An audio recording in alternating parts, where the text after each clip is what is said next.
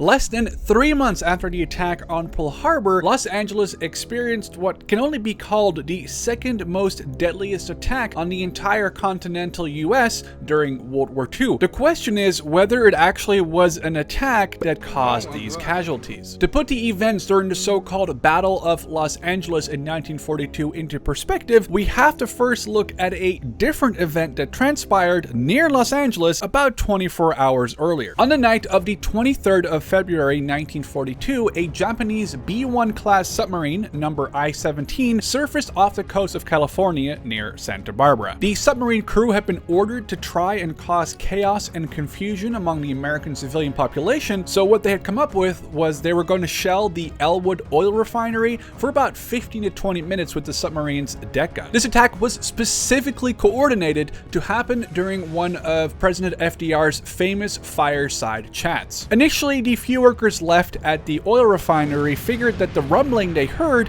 was perhaps a misfiring engine or, the worst case scenario, an exploding fuel tank, but as the I-17 kept lobbing shell after shell from its deck gun, they realized there was a little bit more going on than just an accident. So while the workers on site tried calling 911 and convincing the operator like, hey, this is not a joke, we are under attack on the coast, the I-17 kept lobbing shell after shell at the Elwood oil refinery. Some of the shells from the I-17 went way over target and landed miles inland at a nearby ranch. Eventually, the I-17 had used up all of the ammo they had stored in the upper deck compartment. They slipped away under the water, reported back to Tokyo that, quote, Santa Barbara has been left burning. Though the radio report from a Japanese sub-commander couldn't be any more wrong and not a lot of damage was really done, a lot of damage was however done to US morale, with hundreds if not thousands of civilians fleeing the direct coast, afraid of a bigger Japanese invasion or perhaps even an amphibious invasion. I should add that this attack on the US marked the first time in almost 130 years since the War of 1812 where an enemy nation purposefully bombarded the mainland of the United States. So as I said, some people thought this was the prelude to perhaps a bigger Japanese attack or even a full-scale invasion.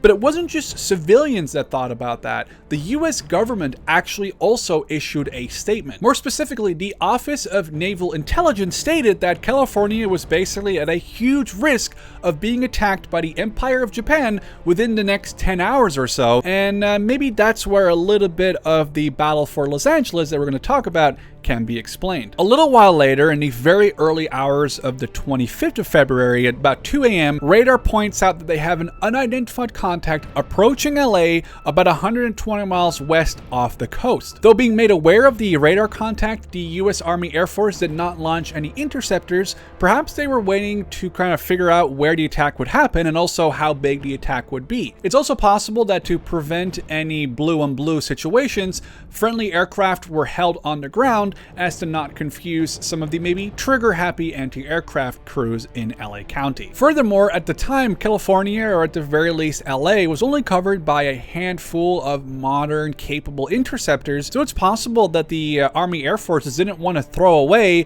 the couple of planes that they had if it was an overwhelming Japanese attack. 30 minutes later, radar reported the contact to be less than a few miles out of the coast, and a general blackout had been ordered. Furthermore, local anti-aircraft batteries have been given the green alert, which basically meant stand by for firing at enemy targets at any moment. Extra, extra! America declares war on Japan. Get the newspaper now. The Japanese attack on Pearl Harbor caused a weird interaction to happen between the US military and the Disney Corporation. Walt Disney agreed to give half of their Burbank Disney Studios to the US military so they could place anti-aircraft crews and guns there to help protect a nearby aircraft manufacturing facility. This was the only time in history the military of the US took over a Hollywood studio, and I should mention that this sort of occupation, as it's sometimes described, lasted for about 8 months, which means that these batteries were most likely involved in the battle for Los Angeles in early 1942. In the next 30 minutes, between about 2:30 and 3 in the morning, reports came in from LA that planes could be seen and heard flying overhead. A few minutes past 3 a.m., anti-aircraft batteries started opening fire on the dark skies above LA after a balloon had been seen carrying a red flare somewhere near Santa Monica. Weirdly enough, the radar could no longer confirm any contacts, but that didn't stop the anti-aircraft crews from firing into the skies above LA for a good hour. Joining the anti-aircraft crews firing, the air raid siren also started to go off, instructing people to wake up and seek shelter from a potential enemy bombardment. Instead, people took to the streets by the thousands, if not tens of thousands, to find a blackout order to try and catch a glimpse of the amazing spectacle unfolding above the city of LA that night. So with thousands, if not tens of thousands of people of the street of LA that night, there's a huge amount of wildly varying eyewitness reports. These reports didn't just come from civilians. Even trained army personnel claims to have seen anywhere from single aircraft to dozens flying over LA that night. Up to 4 aircraft were apparently confirmed to have been shot down, with one plane even crash landing in Hollywood. Just after 4 in the morning, after about an hour of this constant anti-aircraft barrage and hundreds if not thousands of shells launched into the night sky, the all clear sign was given. This would have been the first time that anti-aircraft batteries engaged hostile aircraft over the continental US. At least, if there were hostile aircraft. A total of 5 deaths were actually reported following the Battle of Los Angeles.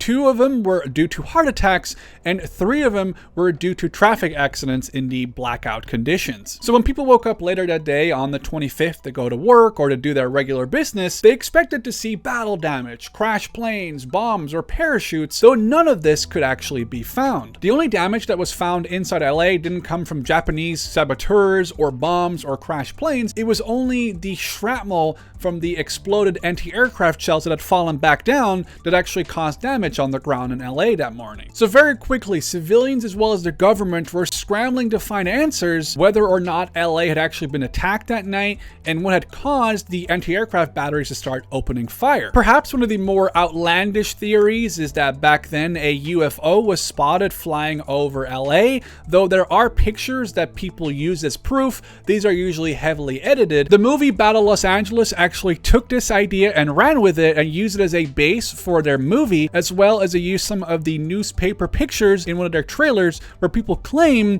you can see a potential UFO being caught by multiple searchlights flying over LA. At some point after the war, Japanese military authorities were actually questioned about this specific incident, though they denied 100% that anything Japanese had overflown the city of LA on that night. It wasn't until decades later in the early 1980s that the US Office of Air Force History did their own research, claiming that the panic induced by the I-17 submarine's bombardment, as well as lost weather balloons, had sort of caused this panic-filled frenzy that LA was attacked by Japanese aircraft. There's a different theory, though a little bit far-fetched, maybe not as crazy as the UFO theory, so I figured we'd include it here just for good measure. Matt Weinstock, a famous LA reporter at the time, interviewed somebody who claimed to have been a crew member of either a radar or anti-aircraft unit in and around LA during the Battle of Los Angeles. This person claims that they had just gotten done with setting up a radar installation near Santa Monica, but they had no way of testing it as the Army Air Force could not just spare an aircraft to do a leisurely flyby, and this is where it gets kind of crazy. Somebody bought balloons and hydrogen, filled these balloons with that hydrogen,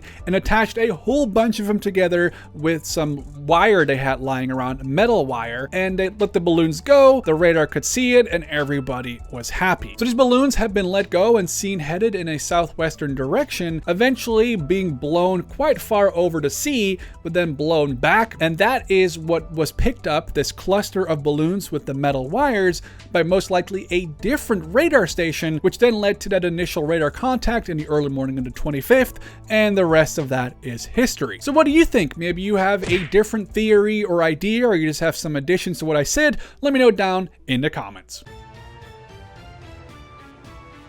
And thus, they started to engage the Elwood oil refinery with its main gun for about 15 to 20. That's no main gun on a submarine. Deck gun. Idiot. I'm working it. No, one more time. One more time. Uno más. Uno más. Only taking 11 minutes to do 6 sentences. February. It's not February. No, there's an R in February. There's 2. Terrestrials. Extraterrestrials. E.T.